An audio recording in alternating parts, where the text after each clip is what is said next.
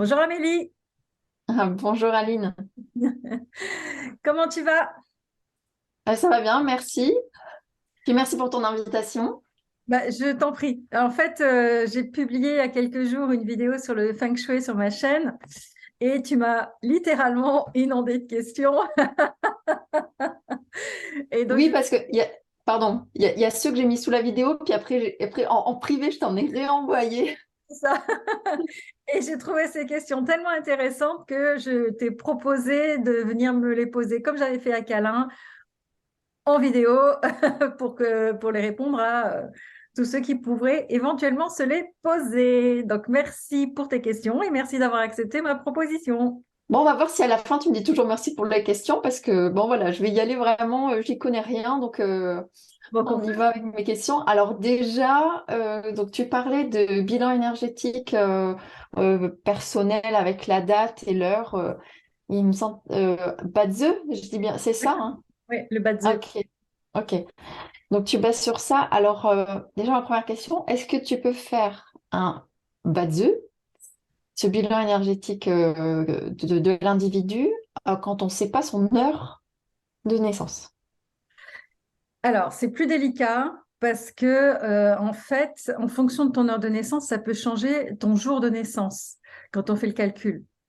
Donc, si tu es né dans la journée, bon, ça va, mais si tu es né au milieu de la nuit, tu peux changer de jour de naissance. Donc, ton bas de ça nous fait deux binômes inconnus, en fait. Donc, ça fait on se base plus que sur le mois et l'année.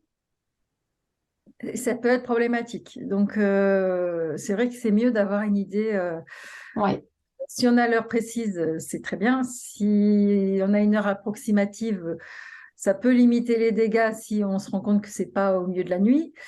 Mais si c'est dans la nuit, aux alentours de minuit, ça pose problème.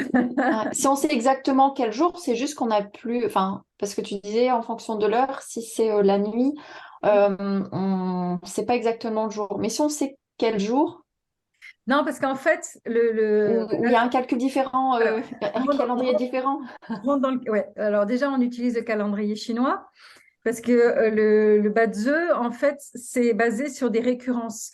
C'est des troncs célestes et des branches terrestres. Donc, pour l'année, ça revient tous les 60 ans. Pour le mois, ça revient tous les 60 mois. Sur les jours, ça revient tous les 60 jours. Et sur les heures, ça revient toutes les 60 heures. Pour avoir les troncs, c'est des binômes qui utilisent le tronc céleste et la branche terrestre. Et donc, on utilise le calendrier chinois parce qu'il est axé là-dessus. Donc, si tu veux déjà, par exemple, si tu es né au mois de février ou même janvier, enfin, tous les mois chinois ne commencent pas par rapport à nous le premier, mais commencent le 3 ou le 4. Donc, si tu es né le 1er février, on considère que tu es né en janvier. Ok, Et après, au niveau des heures, la journée chinoise commence à 23 heures. C'est-à-dire que le 1er janvier, il commence le 31 décembre à 23 heures. Donc voilà. Donc ça veut dire que si tu es né à 23h01 le 1er décembre, tu n'es pas du 1er décembre, tu es du 2 décembre. Donc voilà. Donc si on n'a pas ton heure. Et à ça s'ajoute le fait qu'on calcule en heures solaires vraies. C'est-à-dire que nous, on utilise des heures qui sont décalées par rapport au soleil, d'une heure en hiver et 2 heures en été, grossièrement. Et en plus de ça, on utilise l'heure solaire vraie. C'est-à-dire que, tu vois, par exemple, en France, on a un seul fuseau horaire qui part de Brest à l'est, je ne sais pas qui est le plus éloigné de ce mhm, côté-là, mais tu as pratiquement une heure de décalage solaire. C'est-à-dire, même si c'est midi sur toute la France, à Brest, tu es, plus près des 11 heures que des midis quand il est midi à mhm. Strasbourg, tu vois.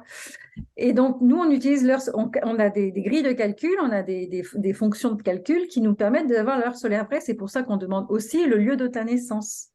D'accord, ok. Donc, ça décale encore l'estimation de l'heure de naissance.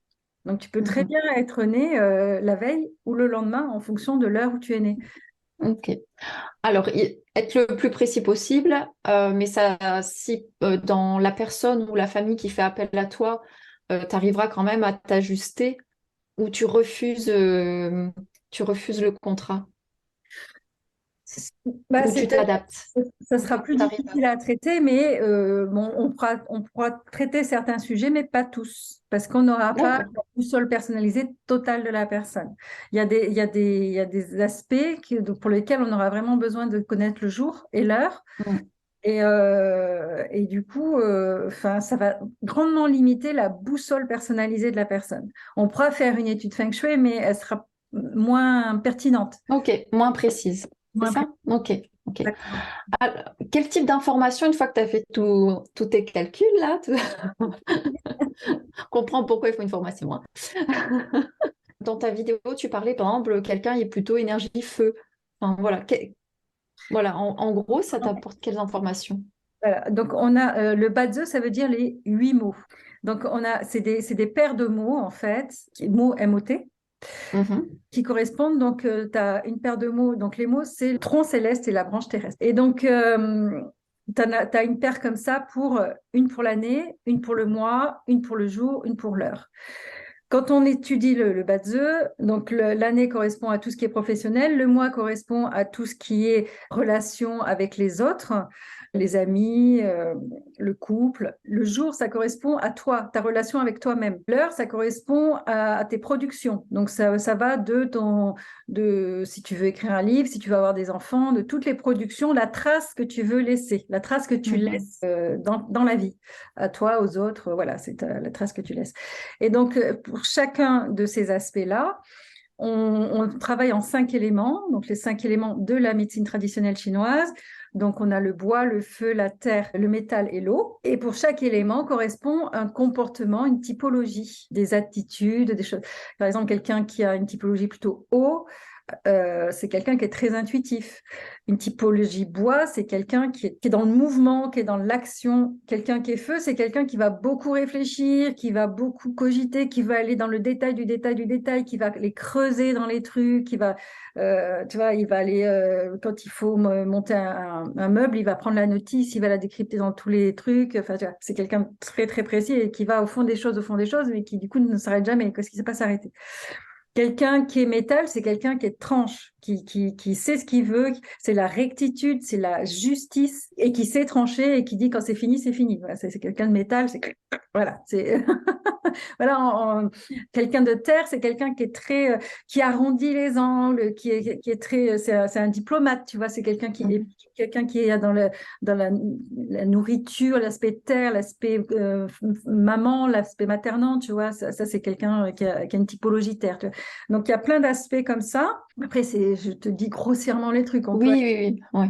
on peut voir énormément de choses. Et donc, le Bazi en médecine chinoise sert à calculer ta typologie énergétique et parce que tous ces éléments-là correspondent aussi à des fonctions de l'organisme. Et du coup, on peut savoir si tu as une faiblesse, si tu as une faiblesse au niveau de la terre, ça veut dire que bah, avec ton estomac et ta rate, bah, tu vas avoir des petits soucis ou ça va pas très bien fonctionner. Tu as aussi tout ce qui est assimilation. Tu as tout ce qui est travail cognitif, réflexion, tout ça. L'émotion de la rate, c'est la rumination, tu vois. Tu peux voir tous les aspects de la vie, en fait, avec ces 5 éléments, en fonction de la lecture que tu fais. Et donc, dans ton Bazi, on peut voir comment tu te comportes à ton travail, comment tu te comportes dans la vie, comment tu te comportes avec tes amis. Enfin, c'est très vaste, c'est des études où on peut aller très très loin et on peut déterminer aussi en fonction de justement de ce bilan, on peut déterminer des dates qui te sont favorables, des dates qui te sont défavorables. On peut te dire quelle date tu dois choisir pour ton mariage pour que ça fonctionne, ou quelle date tu dois choisir si tu veux que ça échoue. C'est jamais. Mhm. Ben voilà, on peut déterminer, mon maître de Feng Shui Bazi, Gérard Timon, lui, il te fait une analyse du Bazi, c'est 1 heure et demie, c'est des séances d'1 heure et demie où il te raconte toute ta vie et tu l'écoutes, tu dis, mais comment il peut savoir ça juste avec ça, quoi. C'est impressionnant. Mhm. Et c'est pas de la médiumnité, c'est vraiment des choses qui sont actées, Mhm. qui ont été découvertes par les Chinois sur 4000 ans. Et en fait, Mhm. ils ont observé qu'il se passait ça dans telles circonstances avec tels éléments. Et puis, voilà, c'est ce savoir-là qui est dans le Bazi. Et donc, ça s'applique aussi dans la maison. Est-ce qu'on peut te demander juste un Bazi ou le Bazi est lié au Feng Shui? Ah non, le Bazi, c'est un élément, c'est un outil de la médecine traditionnelle chinoise. Ah oui, d'accord. Donc on peut dire, bah tiens, Aline, j'aimerais te Mais commander un Bazi, mais que ça, sans le Feng Shui. D'accord, moi je crois que c'était lié. Ok, bon, j'apprends beaucoup, hein. il y a besoin des deux. Parce que, comme je disais dans ma précédente Hmm. vidéo, le Feng Shui, c'est un acte thérapeutique. Et donc, nous, on appuie nos actes thérapeutiques sur le Bazi de la personne. Donc, mais quand je fais une séance d'acupuncture, j'utilise le Bazi aussi. En Hmm. fonction du motif de consultation de la personne et de son bilan énergétique, je regarde est-ce que je peux avoir une explication de ce qui se passe. Tu vois, là, il n'y a pas longtemps, j'ai eu une dame qui avait des problèmes de constipation et quand je regardais son Bazi, je voyais qu'au niveau du système digestif, elle n'avait pas d'énergie. Donc, elle ne pouvait pas, le problème de constipation qu'elle avait depuis la naissance, en fait, c'est dans son énergie propre.